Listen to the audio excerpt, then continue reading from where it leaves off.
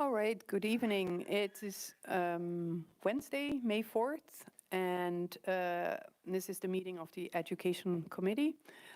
Today we have two presentations, and we are also competing for your time with the Allied Art Show. So hopefully all in attendance will have a chance to enjoy the art show. Maybe you saw it before, but certainly after the meeting, hopefully you get a chance to see all the good work. So with that said, let's go to announcements. Dr. Jani, are there any announcements? This week is Teacher Appreciation Week. We expanded to say Staff Appreciation Week. And so we have been doing a number of giveaways this week, and we've been out visiting buildings. So it's been a great week in the district.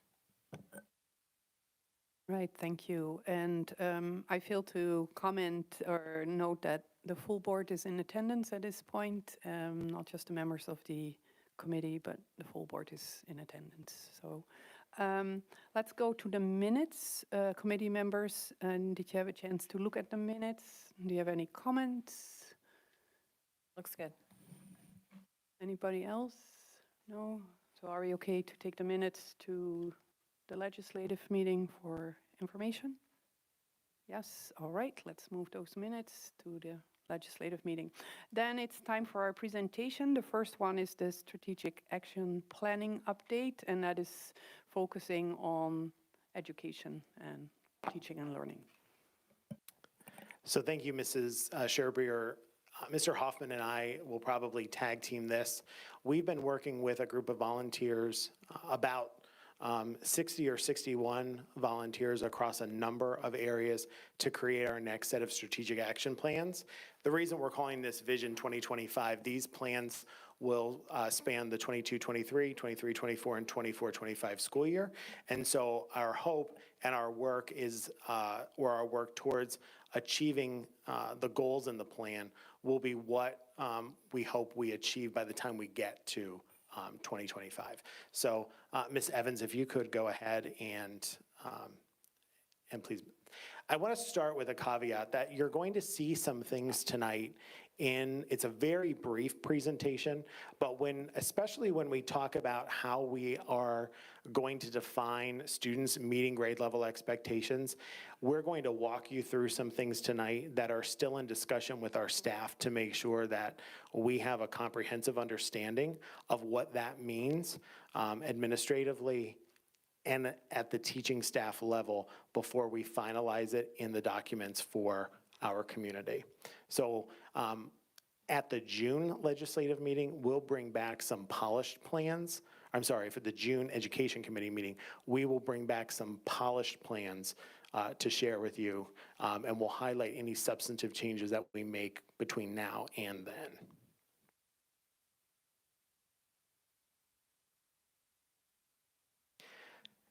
In our last set of strategic action plans, we set the goal that we want 100% of our students to reach at least proficiency in reading by the end of grade 3, in math by the end of grade 7, and across domains in writing by the end of grade 8. And we didn't just choose those grade levels by happenstance.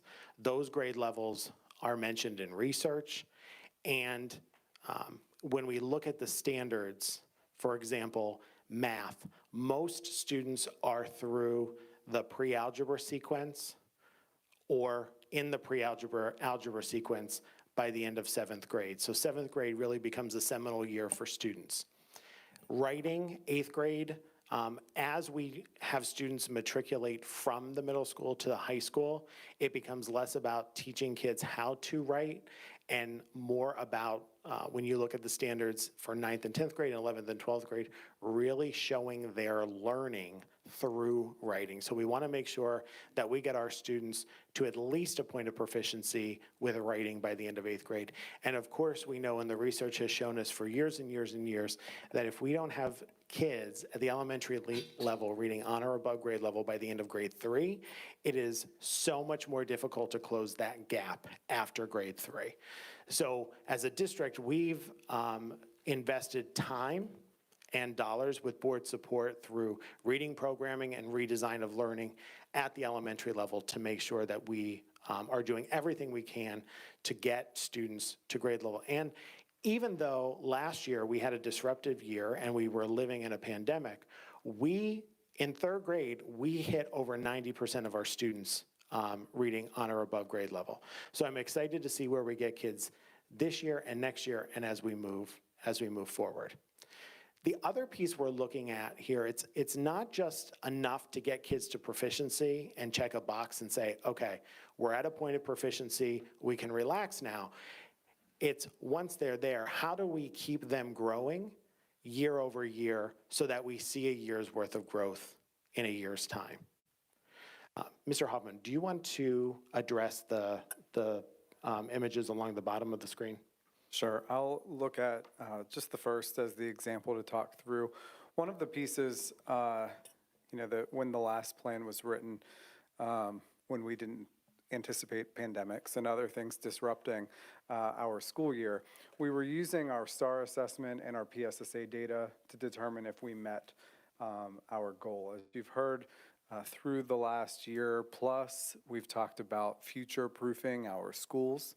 And one of the ways that teaching and learning is working with our staff on this idea of future-proofing this goal is to make sure that we're not reliant upon data that may come late, that may not come at all, or that may cause us to have to react instead of be proactive in terms of getting our students to those grade levels. So if you just look at the reading example, we're developing along with our teachers, and please note the highlight here that these are conversation starters for our staff, but we're working to define a three-pronged approach to what that grade level proficiency looks like. And so for each of the three areas, you'll see that there's a required top component and then at least one of the bottom. So for reading, BAS would be the required. So that BAS assessment is given to all of our students in elementary schools that help us identify the exact level for which a student is reading. We typically look, Ms. Penner, 3 times per year on that for all students. And so that is a good indicator of what Dr. Yanni is saying, both meeting or exceeding those grade level and seeing that growth over time. The bottom 2 components, you see CBM, which is our standardized assessment, and then guided reading. And guided reading is occurring in all of our elementary classrooms where students are being instructed at the grade level in which they are reading, the reading level in which they are reading. So a student must meet that BAS requirement and then might hit easy CBM. If they're getting the BAS in guided reading, what that tells us is that student may be struggling with some sort of a formal standardized assessment or some other way of communicating. And so the student can talk to people to show what they know, but the actual assessment piece, when they're talking to a computer or a piece of paper, is a little difficult for them to show that learning. And so that also becomes another piece of data for us. The other benefit of this is that we're not waiting to see, again, do they pass the PSSA, but if a student is at a D, are we seeing growth beyond that? And that's not to say that the PSSAs aren't important. The PSSAs are important. But again, this year, we have a number of students, more in math than in ELA, opting out of the PSSA. So we're not going to get PSSA data on every student, nor do we have PSSA data before third grade. I'll remind everyone, this year, we didn't get our PSSA data in any type of clean form that we could do anything meaningful with until the winter. PDE has said that they corrected that. I don't have great faith that we will see PSSA scores this summer, so it will be well into the fall, I think, before we see that data. We're still going to report on PSSA data, we're still going to report on Keystone data, but we need to have other measures that, in addition to PSSAs and Keystone, that tell us if kids are meeting grade level expectations. And to Dr. Yanni's point about third grade PSSA, we're able to look at this at a kindergarten level and see where a kindergarten student is in terms of BAS, CBM, and guided reading, first grade, second grade. So as we're making progress along the way towards that goal, we're not that we ever waited until third grade, but we have live personalized information about students beginning with their first year in our schools. So we take the same approach with math and with writing. Again, when you think about writing, there isn't a PSSA until 8th grade. So we need something to help us understand, are our students making progress in writing, particularly as we roll out our new writing framework. I will tell you, just in some raw numbers, we have 24 students opted out of the ELA PSSA at the elementary and middle school level, so very, very low numbers. We're up over 100 of our students opted out of the math PSSA. So again, it doesn't mean that the PSSAs aren't important, but we're not going to have complete data sets. And if a student opted out last year and they opted out this year, it's hard for us to see trends over time. So looking at this local data, we'll be able to give a much more comprehensive look at how our students are performing. Ms. Evans, if you can go to the next slide. The board knows that we've been working with Dr. Betty Webb. We started our engagement with her and with the Center for Educational Leadership prior to the pandemic. During the pandemic, we put a pin in that, and then we were fortunate enough to be able to work directly with Dr. Webb, with Betty, as she's known. She calls us, believe it or not, Betty's babe. She says of all the districts across the country, she likes working with us the best. So we hold her to that every time she comes. One of the things we talk about a lot with her are, who are our proximate customers? So at the end of the day, we're all here to make sure that we have the best outcomes for kids. But as we look at our leadership structure, as instructional leaders in the district, our proximate customers, the people that we have the greatest direct impact over, are our teachers. The proximate customers for our teachers are our students. So for our students to have excellent outcomes, we need to make sure that our teachers are highly skilled, highly developed, and continually developed in instructional methods and strategies. That means to make sure that that's happening, our leadership team has to be at our peak performance. So the things that we've been working with Betty this year have been around problems of practice. What is our data telling us? How do we react to that data? But more importantly, how do we proactively plan and proactively develop our staff? So like most districts across the Commonwealth, math data on PSSAs has been a sore spot. So we've been looking at what's happening in our math classes, not just at middle school and high school, but what needs to happen all the way at kindergarten, so that we're providing the right instruction and the right development to our teachers to be able to deliver high quality standards-based instruction. And what that has done, we talk a lot about having a common language, and we have common instructional language. This is giving us a common leadership language, and it's also increasing the accountability for our administrators. So, principals are no longer just building managers. They are truly instructional leaders, and we're going to continue in that focus. And our work in reconfiguring our leadership team with having a chief academic officer and a director of teaching and learning and a supervisor of STEM and a supervisor of humanities, all of these things have been an outgrowth of this professional learning. Next slide, please. And then the district will create and support conditions for innovation in all school and classrooms with a focus on equity. So many times when we talk about equity in our district, we're talking about making sure that kids have access to the tools that they need to be successful. And over the last couple of years, we've talked about detracking, we've talked about making sure that all kids have access to rigorous curriculum, making sure that if we believe advanced placement courses resemble college courses, that if we truly believe that, then we need to see an increase in the number of our students taking those courses. We want to also make sure that we're being equitable when we look at students who are in special education. So students should not be removed from core curriculum unless there is a learning disability that is so significant that requires that replacement instruction. But we also need to have on-ramps back to general ed with supports and services so that when students are able to, they can access that rigorous curriculum.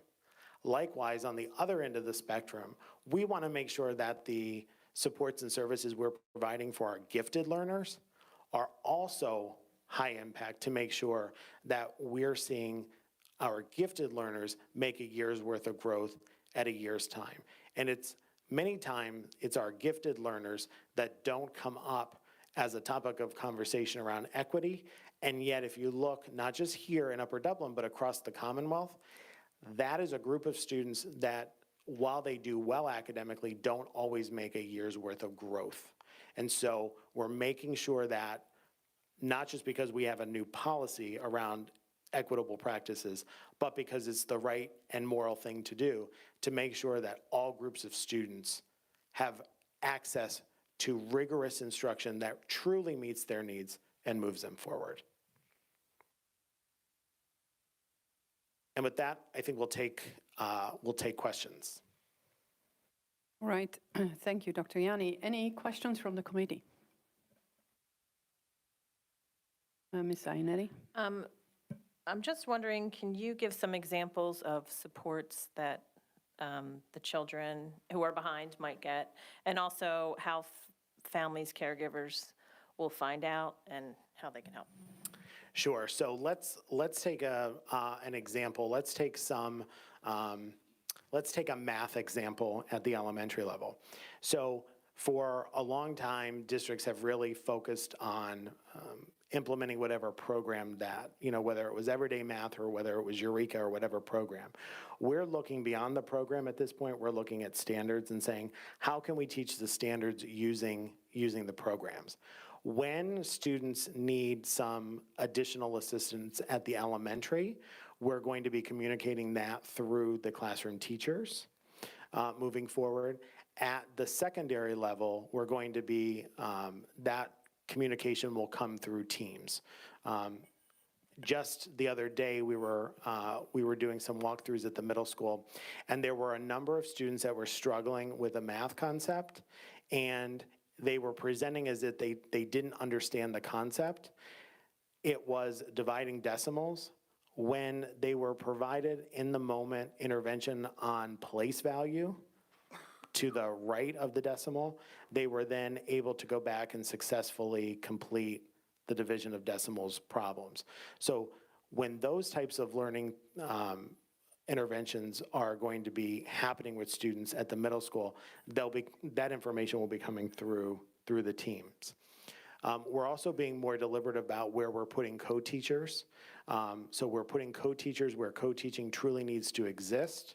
So if your student is placed in a co-teaching setting because they need some specially designed instruction, that information will be coming through their case managers.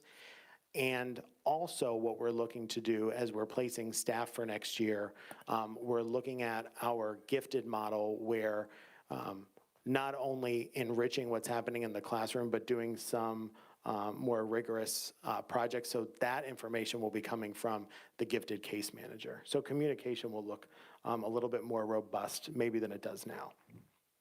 Thank you. All right, any other questions? Ms. Evans? So this was a comment, Mr. Hoffman, you may remember I made this the other night during the strategic action meeting we had. So on this first goal, I do think we might want to consider also adding that we want, somebody mentioned this topic before about making a year's worth of growth, but I don't kind of see that specifically called out in this goal. So that was kind of a suggestion that I had that I'll just sort of reiterate here, because these are great benchmarks and I know we want students to meet them. We want students to stay on or above grade level, but if you have a student who comes in above grade level, we still want them to make a year's worth of progress. So that was just a suggestion I made that I'll. And that will be, we took feedback the other night. We invited all of our volunteers that are working on plans, and they got to meet not only with the group that they've been working with, but they got to visit with the leaders of the other plans. And feedback was provided. Our team is now going through all of that feedback. So to Mrs. Evans's point, I anticipate when we bring this back in June that there's a very clear statement about a year's worth of growth in a year's time, for sure. And how we measure that, because it's much more difficult to measure that at the secondary level, particularly 9 through 12. So we're going to need to define as a leadership team and a staff what that year's worth of growth looks like in content area so that we can report on that. Right. I had one question related to the gifted related topics.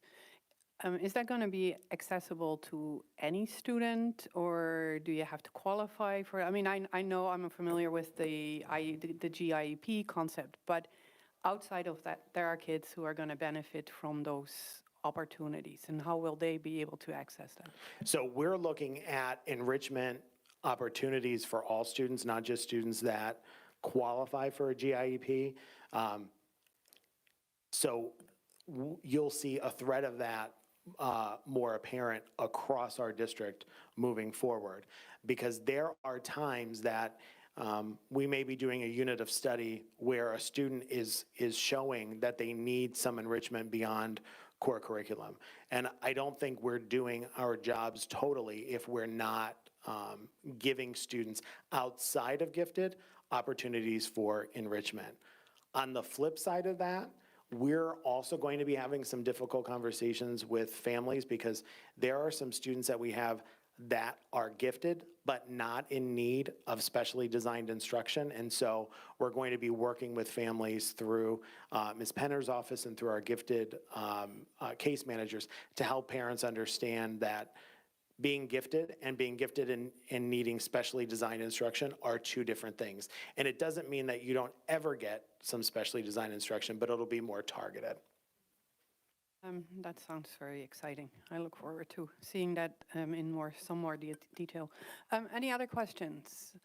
Dr. Davis? Yes, I would just like to hear a little bit more about how our teachers are using the benchmark data, and also how does that compare with the end of the year PSSA assessments, and if indeed, you know, they're doing extremely well in their benchmark assessments, but then they don't fare well on the PSSA, how do we rectify, you know? So our teachers are looking at the CBM data because it becomes very granular. You can look at the strand of standards where students are not performing well, so they can provide some target intervention. So we can look at an entire grade level and say, where are kids not performing well? Then we can look at an individual class, and then we can look at an individual classroom, and teachers can use that funnel approach. So what do we need to do for a whole grade level or for a whole course? What do we need to do for a certain group of kids? And then what can we do for individual students? There was some question about whether CBM aligns with the PSSA. And through our partnership with Linkit, we ran reliability tests, and there's a strong correlation between the 3 assessments in each grade level for CBM and the PSSAs. So when we went back and we did sort of a post-mortem to look at students that didn't do well in the spring CBM and who didn't do well at the PSSA, there's a strong correlation. So we're already looking at those kids that didn't perform well in the fall and the winter to provide those interventions before we get to the PSSA and before we get to that third implementation of CBM. Right, any other questions? I have one last one. In terms of the testing, the CBM, that's pretty much integrated in the school day, right? It's not like the Keystones or the PSSAs where we have a real long period of time in which those assessments. No, it replaced STAR assessments, so it's built right into the student's day. So we're not losing more instructional time, because that's another piece. No, yeah. Okay. Not at all. All right, great. Then I think we can move on to our next presentation, which is the one on the school year 22-23. So we went to 25, and now we're going to next year. So after bad water, a pandemic, and a tornado, I'm saying our best days are ahead of us, because barring locusts, and if locusts come, I'm out.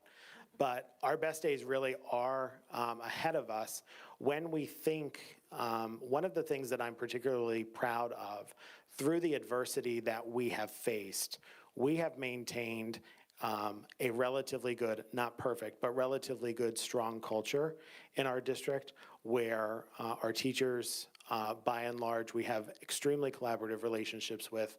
We have extremely collaborative relationships with our families. And so we're not emerging from the pandemic and the aftermath of the tornado as fractured as we had concerns about.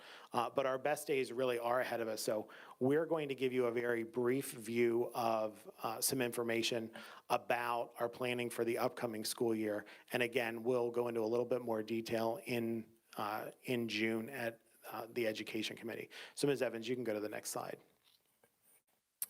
So I just want to say another caveat there.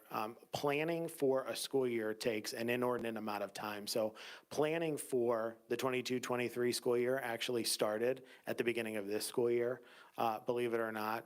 And obviously it culminates with our favorite time of the year, and that's budget adoption. There's Mr. Leckman back there. This is his time of year that he gets most excited about. But everything from new courses and curriculum to passing our budget to onboarding new staff, all of this is really a work in progress as we take the next giant leap towards the new school year.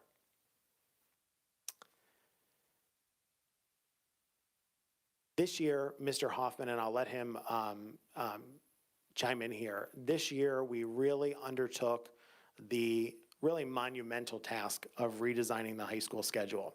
And so I'm going to let Mr. Hoffman talk about what that looks like as we think and we project for next year. Yes, so we will be implementing the new high school schedule, which, as you know, is an A-B block schedule with 8 periods. That allows our students much more choice and flexibility in their course selection and their exploration of the courses that are available at the high school. As you've heard me before cite the 3: access, opportunity, and choice, and this schedule is certainly in support of that. You can see up on the screen the variety of classes that will be implemented next year. One of the awesome features of the schedule is that these are semester courses, half-year classes, which also provides students a lot of flexibility, both in terms that they can pair up 2 classes, or if they're taking an AP Science, they have another class that they can take opposite that, instead of having to be in a study hall and a half, or whatever that may end up looking like. There's been a lot of enthusiasm. I'm particularly proud of the social studies department. I just want to highlight that the 3 courses up to the top right, history through film, sports and world history, and history of hip hop music and culture. They came up with, looking at Ms. Vandergrift, maybe 6 or 7 topic courses that they were looking. They got in a room, chatted with each other, and said, what could we come up with that might really get kids excited about social studies? They then took those courses to their classes and talked to their classes about those, and then surveyed the students. And these were the 3 top.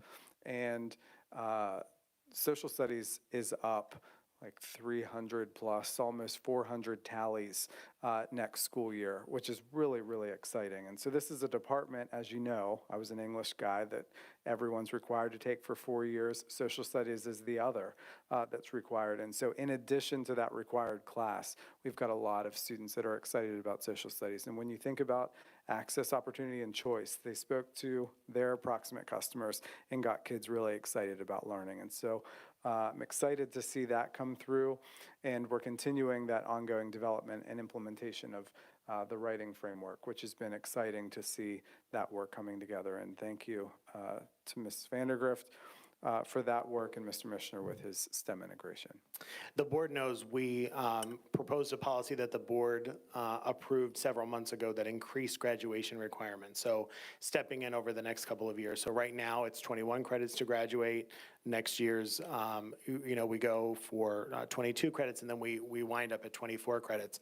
So one of the things that we talked about when that policy was approved is that we would provide an update at the May meeting about our students remaining on track, or any students in danger of not meeting those credit requirements. And so what I'm really happy to report is the same very few number of students, we've kept an eye on them, but we've also looked at all students to make sure that we're not putting any students in danger. The number of students that we were concerned about has shrunk just a little bit, and we're not seeing any more or any additional students being in danger of not reaching those credits. I will tell you, at June, at the end of the year when grades are reconciled, if there are any students that are in danger, just like we would have before this, we'll work out a plan with them and their family for credit recovery so that we work with them to make sure that they get back on track. The one beauty of the schedule moving forward is there's more opportunities. So right now, in the past, when kids would be in danger of not even getting the 21 credits, there were times it was because they were locked out of opportunities because they either had an IEP and they got locked up with ISL, or the health and PE requirement locked kids out of other opportunities. Because we've increased those opportunities, we will, I believe, see fewer students falling off the right track to get the credits. But again, we'll look at that at least at the middle and end of every school year. And that happens and that will happen year over year at the building level. And then Mr. Hoffman and I, that's also something that we're looking at just to make sure that we have kids on the right track. You can go to the next slide. So we know that we're opening a brand new Sandy Run next year. It's very exciting. Actually, Mr. Sirota and I had the opportunity to walk around that building today. The third floor has been completely turned over to us, so we actually own that floor. So we're the proud owners of a third floor of a building. It's very exciting. And today they actually poured the auxiliary gym floor. Substantial completion is May 18th, so that is literally right around the corner. And in the coming weeks, we'll be releasing a plan for a building grand opening, so you'll want to stay tuned for that. That building is going to bring some features that we've not necessarily had before. If you go into Sandy Run now, you see kids all over the building collaborating with one another because we don't have collaboration spaces in the existing building. So we're excited to provide those spaces next year. We're also excited to onboard a STEM lab, a fully equipped STEM lab that will impact every student.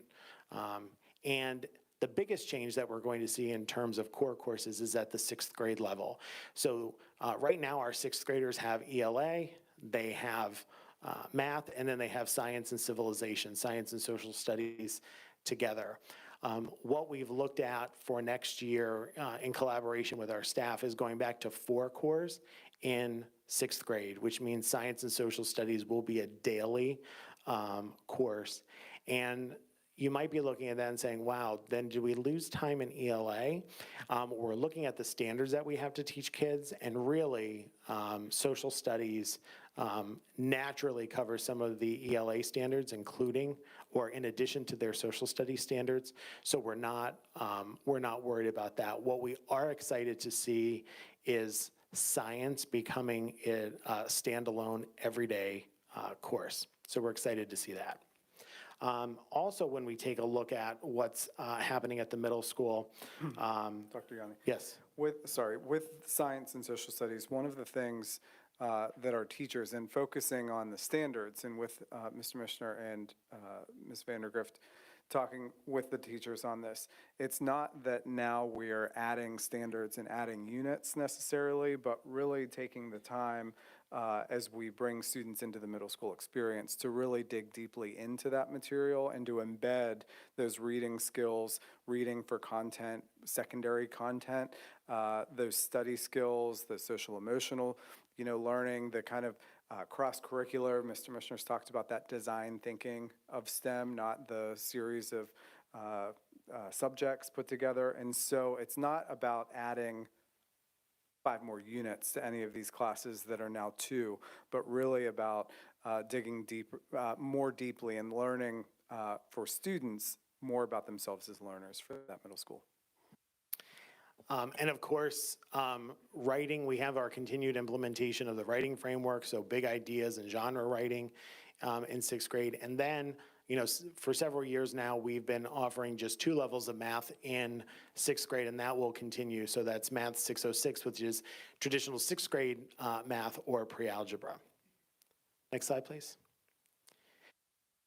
At the elementary level, and I'm going to speak here as a former elementary teacher, just as reading is so critical to get kids reading on or above grade level by the end of grade 3, it is also incredibly critical that we have strong writing instruction happening at the elementary level. So everything from kid writing that begins really sometimes with scribbles in kindergarten to putting together what we call a text-dependent analysis, which is what we would have all called an essay on a piece of reading that we did in school. So not only are we going to be looking at the materials that we're using to teach writing, we're providing the requisite professional learning for teachers to teach writing, because teaching writing is the most complex, and science people are going to disagree with me, and that's fine, we can have a debate about it. Teaching kids how to write is incredibly complex, and it's hard to teach, and so thinking about how we prepare our staff to do that work is something that we have spent a lot of time on and will continue to spend a lot of time on. Spending time on professional learning about STEM integration. We don't want STEM to be a thing we do. STEM has to be part of everything we do, right? It's not just something we do on Fridays because it's fun and kids are attracted to it. We're going to be leveraging blended learning to teach kids, not programs. And what we mean there is not putting kids on computers, but as a former elementary teacher, I would have my guided reading groups going, and while I was working with kids, my kids that I was not working with would be working on their own or working in small group on some tasks. We're really good at that right now. Our next step to that is making sure that those activities and those things we're asking kids to do are truly differentiated so they're hitting exactly the needs that kids have. So we're going to be helping our teachers structure that. And, this is something that I think our teachers really have to be commended for, our elementary teachers, because we have become very good at delivering guided reading and guided instruction, so that will continue to be a focus. We're going to continue our focus on social emotional learning. This year we implemented Mind Up, and we're also working with PTAN, which is the Pennsylvania Technical Network that supports districts, to take a look at what we're doing around how we're explicitly teaching behavior in buildings and giving us recommendations about what we're doing well and where we have some soft spots so that we can have stronger behavioral instruction and intervention. Again, just like with everything else, when we target and we focus on that, particularly at the younger levels, that pays dividends as kids get older. And then there's ongoing district level collaboration. We're keeping collaboration time for next year again. One of the real silver linings of the pandemic was that grade levels work together. So if you were a Maple Glen 3rd grade teacher, you were consistently working with 3rd grade teachers across the district. Prior to the pandemic, that wasn't something that was happening. And so we're going to continue those structures, because there's great power in thinking how an entire grade level can be collaborating across buildings.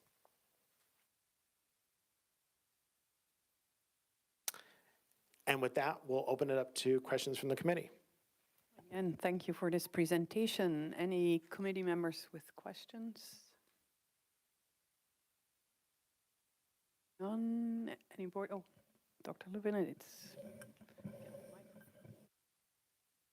Dr. Yanni, with the new middle school opening in the fall, the type of planning, the amount of planning in terms of using the collaborative spaces, teaching and learning? Where are we with that? So our teachers are already using the spaces that they have. I am going to be hard pressed to believe that those collaboration spaces won't be signed out more often than not, because it will allow teachers to take kids there that they'll be able to work across classes. They'll be able to get a couple classes together working across content, and even perhaps across grade level. Right, any other questions? Ms. Evans? So I have a comment and a question. So the comment is, I just, again, want to congratulate you on the schedule. I know, I'm looking at Mr. Hoffman, I know he did the heavy lifting, sorry. No, I delegated. I delegated. Everyone told me I needed to delegate, so I delegated. And if it goes well, Then it's- I delegated. If I didn't do well, it was Dave Hoffman, Hoffman. So I have an incoming high school student, and having seen how it's going to work, and he has time, you know, for his 4 core courses, he can still take foreign language and chorus, and still take a half-credit elective, and still have a study hall, which I thought was really important the first year. I just think it's great. And the list of options for that half, you know, that semester course, I mean, there was such a wide variation, and he just picked a lot of, you know, fun things, which I thought was awesome. So again, I just wanted to congratulate you on that. I thought it was a great change. Not that I ever experienced it before, but what I saw was fabulous, so for what it's worth. The question I had was on the Sandy Run change with the 3 to 4 courses. Is that going to, you kind of commented on, it sounds like we might be taking some instructional time, I'll call it, away from ELA, but I take the point about those concepts are going to get weaved into the social studies curriculum. What about math? Are we going to lose any math time because of the change? The math time that we might lose, it's not about, and this is going to sound like a non-answer, so just hang with me here. It's not about the number of minutes that we have, it's how we're going to use the minutes. One of the reasons that we onboarded CBM versus STAR is it's more granular. So it's going to let us get right at the heart of where kids are strong and they're not. That's going to allow teachers to take a look at a unit of study and say, for this class, the pacing for this unit is supposed to take 3 weeks.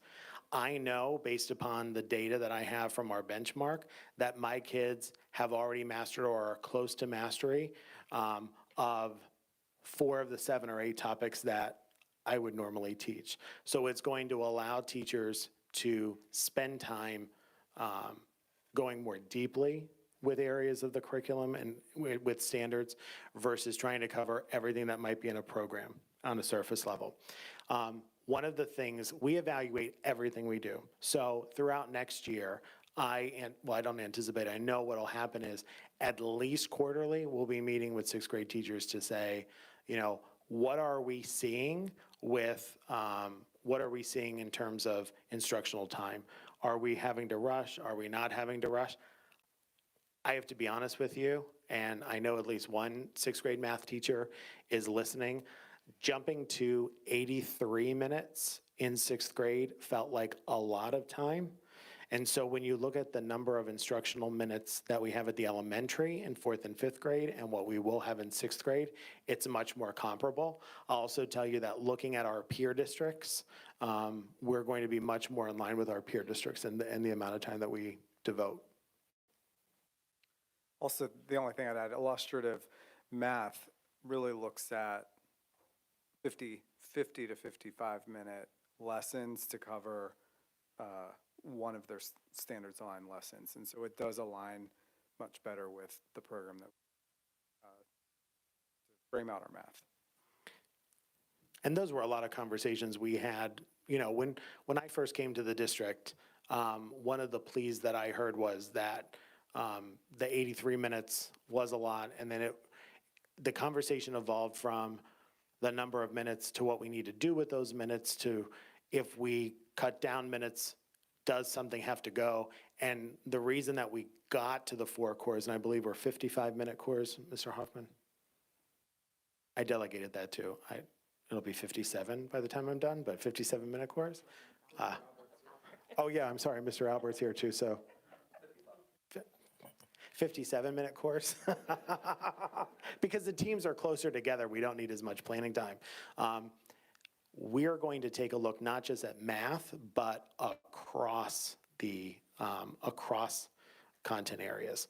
We eliminated critical reading a couple years ago in 7th grade, so we've continually evaluated that. And so we'll continue to evaluate. I anticipate probably a late fall, early winter presentation on that for Ed Committee next year. All right, and any other questions? Oh, one I have is, as you say, you evaluate everything. So when we're switching to the block schedule, how are you going to evaluate that in its success? I mean, clearly the numbers of students taking semester courses are very encouraging. So that's a exciting development. But what things are you going to be looking for to see how this block scheduling performs? We'll be looking at hard data and soft data. So hard data, we'll be looking at proficiency rates, we'll be looking at grades, we'll be looking at the number of courses kids are taking and the variety of courses that they're taking. The more soft data that we'll be collecting are staff perceptions, student perceptions. The thing that I really like is that kids will tell you exactly what they're thinking. And, you know, I think one of the things that we have learned through the pandemic was that there was a real desire among kids not to lock themselves into some courses for a whole year. So we had been talking about semester courses. I also think some of our teachers were worried about teaching in a block, and then once they started teaching in a block, they're now realizing the value of it. There are still some people that don't like teaching in a block and will never like teaching in a block. But we'll continue to have those conversations. And then the grade level collaboration in high school, I assume that's more department? Yeah, middle school and high school, it's more department, although at the middle school, because we're teamed, it's more interdisciplinary, but at the high school, it's more department level based. Great, sounds good. Then I think we are moving on to the reports and recommendations. There are two recommendations for an evaluation and an educational agreement. I think they're both confidential student matters. Right. And then there's the Power School software renewal for Naviance. That's an annual motion. Naviance is guidance software that we use. It's a nominal fee, but that's an annual motion that the board sees. Is there any additional content, or is there any additional components to that from previous years, or is it just a renewal of what we have at the moment? They're constantly making upgrades. Sometimes you don't know about the upgrades that are coming. It does allow us not only to facilitate college applications, but there are career readiness and portfolio options in there that we can access. Yeah, and I seem to remember that in the past things needed to be loaded in a lot, but all that's in now from historical data, that's going to stay in there. We're not losing any of that, right? Right, and there's also a little known feature in there that, one of the things that districts are not really great at is reaching out to kids that have graduated to get feedback on how well we prepared them for college. We'll be exercising that option. So not only reaching out to recent graduates, when they're in their freshman year, but trying our best to reach out when kids were in their junior and senior year in college too, to see how they fared once they left our K-12 walls. That sounds good. Are there any questions, comments? And then we get to the MCIU, the shared service agreement. The shared service agreement, again, is an annual motion. Some folks might be wondering, what are shared services? There are some services that, for example, hearing and vision, that the district can't provide on its own because of the limited number of students. So we engage with the IU because they work not just with Upper Dublin, but districts across the county. There are also some services. We have a number of students that are in IU classrooms that they're part of that agreement as well. The board does see a dollar figure there, $360,000. That number is not finalized yet because everything here is child specific. That number will probably not go up. It may come down a little bit, and we'll inform the board of that between now and the legislative meeting. All right, so is the committee okay to move these 4 items to the legislative meeting? Yes. Yes, all right. And then I'm very excited that we are seeing a German exchange back on the calendar. And I see Herr Albert here in case anybody has questions. So I will just say at long last, we're bringing back the exchanges. And now that we're bringing back the German exchange, I know Ms. Vandergrift is here, so I imagine we're going to be bringing back the British exchange. Obviously, this is all contingent upon the world not shutting down again and safe conditions to travel. But I think this is an opportunity for our students to learn beyond our walls, and we're really excited that we'll be able to bring that back. And if I'm not mistaken, by looking at the plans, this is mostly for our students after the school year ends, but the German students are coming here in the fall. Is that correct? So is the committee okay that we move that on to the legislative for approval? All right. Thank you all for that. And then we have conferences. There are a couple of conferences listed for our kitchen and food services group. Anything else there? It's really important that we provide professional learning for all of our employees. This conference really serves that purpose. Costs are minimal. Dr. Levinowitz, these are in-person conferences. They're not virtual. If any of them switch to being virtual, we'll let you know. The National Art Association convention, that's listed there, that was misdone. There was a change in reimbursement there, so that's there for, that's there to just rectify that. One of the things that we're seeing, we're actually seeing far fewer virtual conferences. So I say that, that previous comment kind of tongue in cheek. Moving forward, if a conference is virtual, we'll note that it's virtual, but hopefully we'll be back for in-person conferences. All right, that sounds good. Can we move that on to the legislative? Yes, all right, then that's what we'll do. That gets us to public participation. Anybody who wants to participate, please come to the microphone, state your name, the area in the district where you live, etc., etc. Thank you. Hi, Jenny Patel, Ambler. You mentioned, Dr. Yanni, that we had over 100 students not take the math PSSA, where only 24 for ELA. I'm just wondering if you happen to have an idea why there's such disparity, why someone would opt out of math and not. I mean, to me, when someone opts out, it's generally, it seems the excuses or the reason, I shouldn't say excuse, the reasons they use are because they don't support that effort, those testing. So I just wondering why there would be such a disparity. I was just curious. We mentioned all the collaborative spaces you were asking about for the middle school, and I was wondering what plans we had for the planetarium, one of my things that is dear to my heart, and what are we going to boost that curriculum and use that space to its fullest extent possible, because I think that's really a unique opportunity that our students in Upper Dublin have, and I wonder what kind of plans we're going into that. Sixth grade, now that I'm all past sixth grade, but I am glad it's coming back to be 2 separate classes. My students were part of the transition when it became every other day, science and social studies, that I felt like they kind of didn't get all that was needed. You know what I mean? I felt like it was rushed and it was difficult for the teachers to cover all that material. So I'm glad that's coming back and we've circled back to what was working. And writing, I agree, it is a weakness.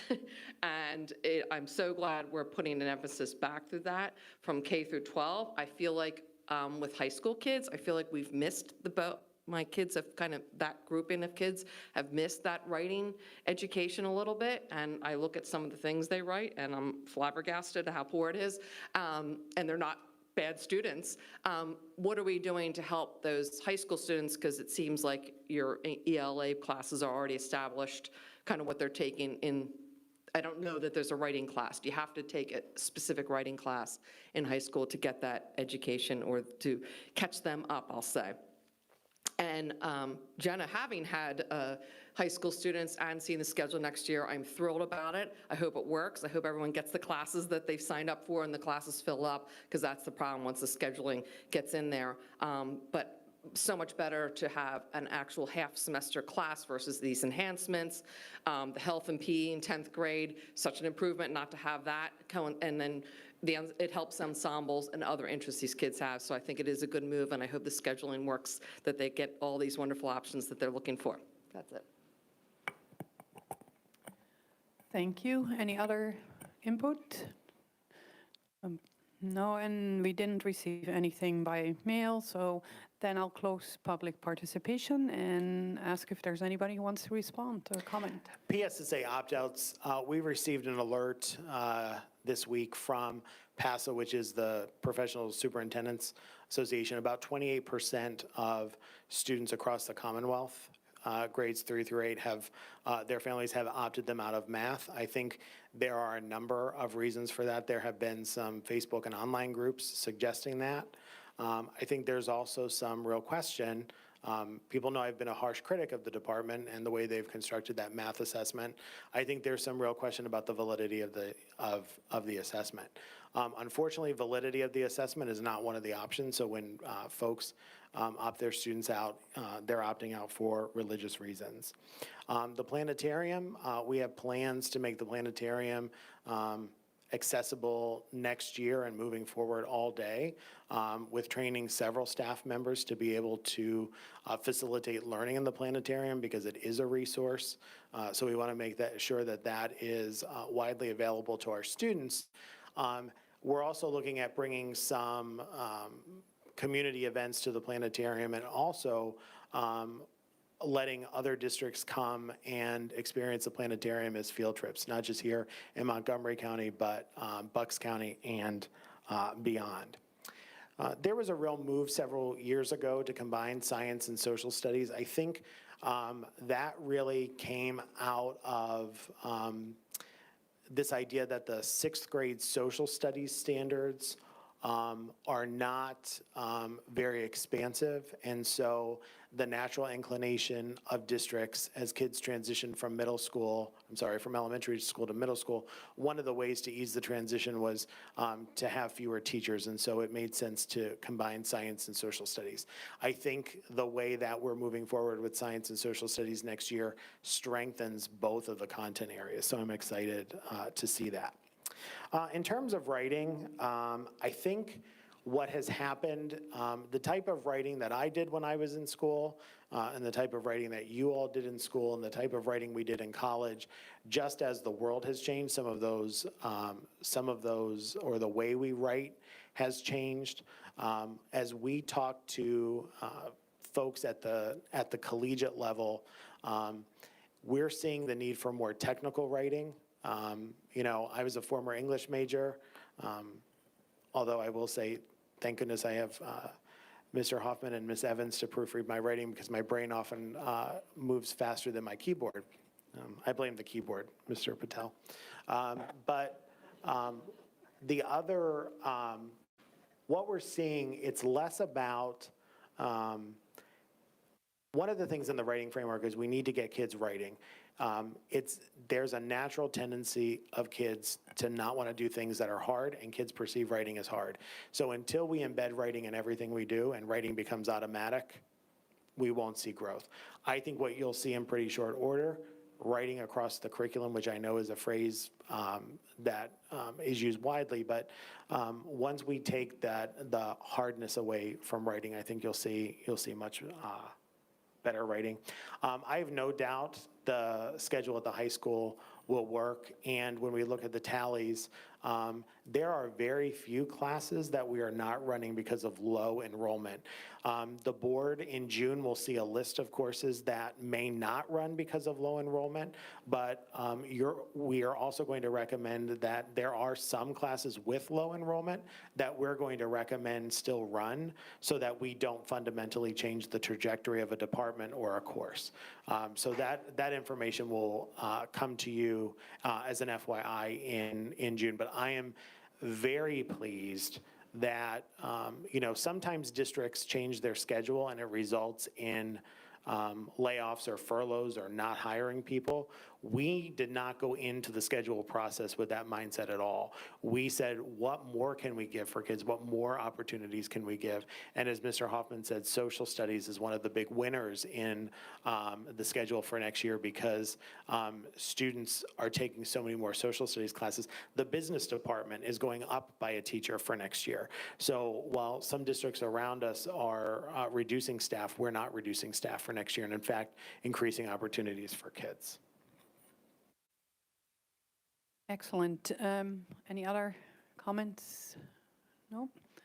Then I'd like to inform you that our next education meeting will be Wednesday, June 1st at 6 p.m., most likely in this location or perhaps downstairs, I don't know. And then we'll adjourn the meeting. And we'll take a brief break for the policy, and then we'll move on to policy right away.